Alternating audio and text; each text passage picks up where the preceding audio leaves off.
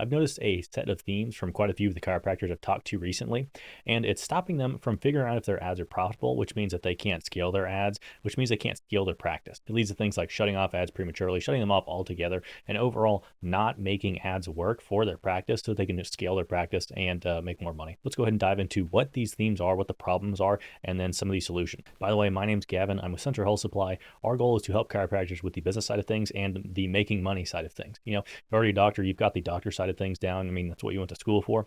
But a lot of chiropractors that I've talked to, they didn't receive any kind of training for the business side of things whenever they went to school. So I'm here to help with the business side of things so that you can make more money and hopefully make a lot of money in your practice. So let's go ahead and dive into, are your ads profitable and how you can figure that out. So there are 3 stages I've noticed to this, and we're going to go through all 3 of them and then the solutions. And hopefully you can end up at the 3rd stage, which is where you want to be at, so you can accurately tell if your ads are profitable and make a lot of money. Stage 1 is looking at everything as an expense and then not tracking anything. So if you look at your investment in marketing as an expense, you only want to reduce that number, right? Expenses are something we try and reduce as much as possible so that we can increase our profit. But in terms of marketing and advertising, it is an investment that we get a set amount of return for, or almost always a set amount of return for. And so if we reduce our investment in, right, we reduce our return out. And so we don't want to mess with that unless we have a very clear reason to do so. And just looking at the absolute number of marketing dollars that we've spent over the month and saying we should reduce that is not a very good reason. I'll get into some reasons that do make sense later for reducing our advertising and marketing budget and cost. But for now, we don't want to look at this as an expense. We want to look at it as an investment and figure out what our return is going to be. And so then our second problem is, if we are going to look at it as an investment, we need to figure out what our return will be. And in order to do that, we need to track our numbers. And so the second problem in this stage is not tracking anything. This is one of those things where you can kind of just slip back into this mindset of looking at it as an expense at any moment. And so you kind of want to be vigilant against that. If you ever look at your numbers and you're like, why am I spending, $1,000 per month on Google ads? That seems like so much money. You want to just remember this is an investment, and you want to go look at your return, and then you can see if it actually makes sense to try and turn down Google ads. But if it doesn't, you don't want to just turn down your Google ads because it feels like it's too expensive. We don't want to go off feelings whenever we can have actual hard data here. And so stage 2 is where we're actually tracking our numbers. And so we look at it as an investment, but we're only tracking our new patients, our first appointment. The problem with this one is that you will almost never actually be able to get enough new patients, enough first appointments in to make money from your advertising. And so as an example, let's say that you have $500 in ad spend, and that gives you 5 new patients. And you get $50 per appointment on average, which means you make $250 in revenue, which means that you lose $250. Obviously, if we're looking at it like this, you're gonna be like, well, I'm losing $250 every month. Why would I ever do this? But if we go ahead and move to stage 2 or stage 3, we can see that we look at it as an investment, and we track new patients, and we track our patient visit average, which gives us our lifetime value. And so again, we have our $500 in ad spend, we have our 5 new patients. This time though, we track one extra number, which is patient visit average. And so that gives us our 50 appointments total from our ads that we can directly attribute to our ads, which means we have, again, our $50 per appointment, which means we make $2,500 in revenue, which means our profit is $2,000.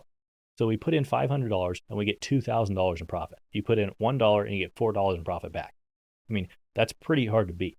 If you put it in the S&P 500, you might get, for every $1 you put in, you might get $1.08 back, or $1.10 back if it's a good year. And that's over the course of a year.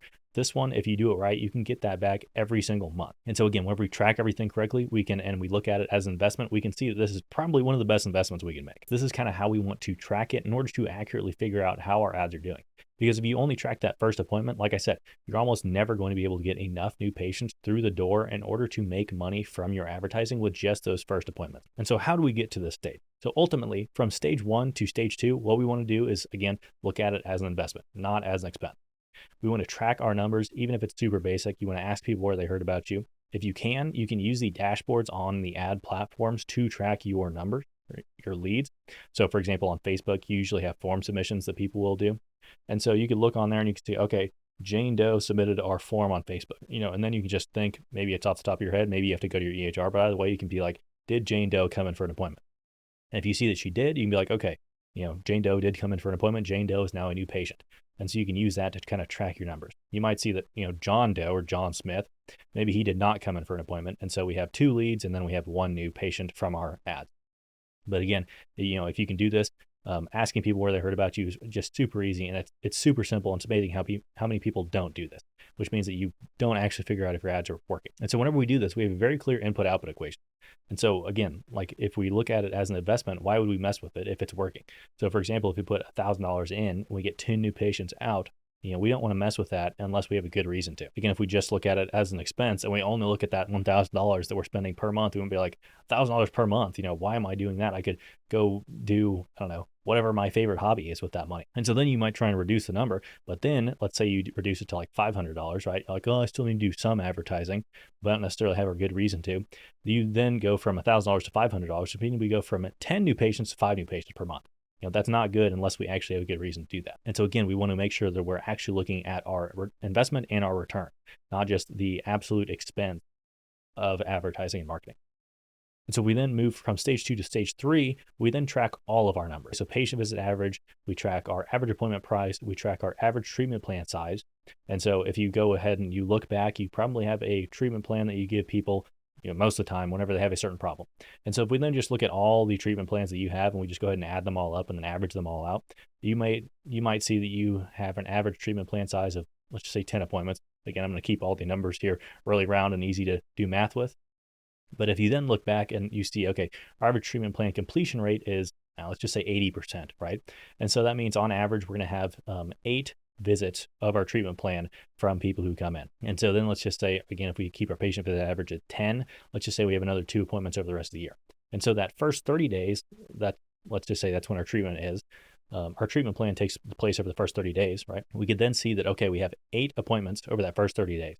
And so that means our 30 days cash is going to be, 8 times 50, 400 per new patient. So again, if we look at our investment, we have $1,000 in, we have 10 new patients out at 10 appointments at $50 each. Over the course of the year, we have $5,000 out. Now, in that first 30 days, like I said, if we have 8 appointments in that first 30 days, that means our 30-day cash return is $4,000. And so again, we still make money and we're still profitable. The reason that we want to track our average treatment plan size and our average treatment plan completion rate, or that first 30 days cash, is that we want to make sure we have positive cash flow. Otherwise, we have to manage our cash and a lot, better. And that's just kind of a pain versus if we can just say that, okay, I know for every $1 I put in, I'll get $3 out in cash in the first 30 days. That's a pretty good deal. And so whenever you have something like that, you don't really need to worry about cash flow as much because you almost always know that you're going to get $3 back in cash for every $1 you put in profit. And so at that point, if you ever get to like, okay, I want to now get to, let's just say $10,000 per month. Well, we would increase our $1,000 in per month to $2,000 in per month. And over the course of the year, we would average out to about $10,000 per month. Now, again, we want to level up from just tracking our new patients, our first visits, to actually tracking our full lifetime value of the patient. And the reason you do that is super simple.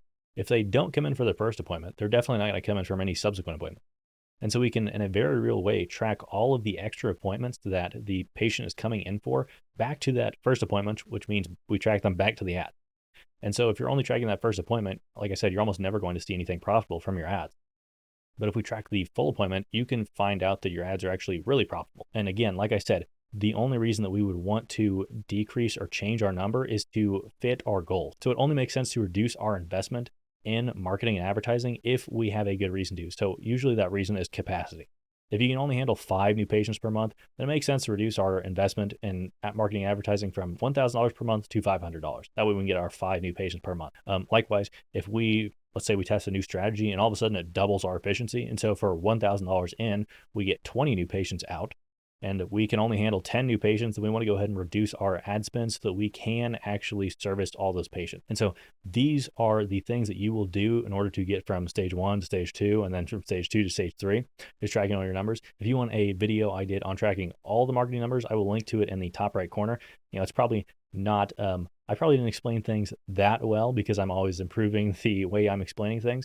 And I also probably didn't include as many things because, again, I'm always improving the way I'm explaining things. And also I try to keep it kind of simple and easy to follow. But if you want that, I'll link to it in the top right corner. If you want help with anything like this, this is what we help chiropractors with. We help them with the business side and making more money.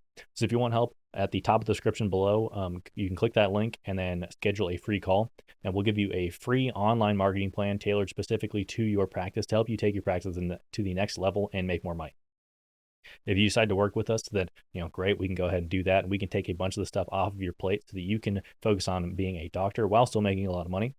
If not, you can have the marketing plan and everything else we talked about for free. And so either way, you should come away with something good from it. And again, if you'd like that video on tracking all of your marketing numbers, I'll link it here. And either way, I hope this is helpful, and I'll talk to you soon.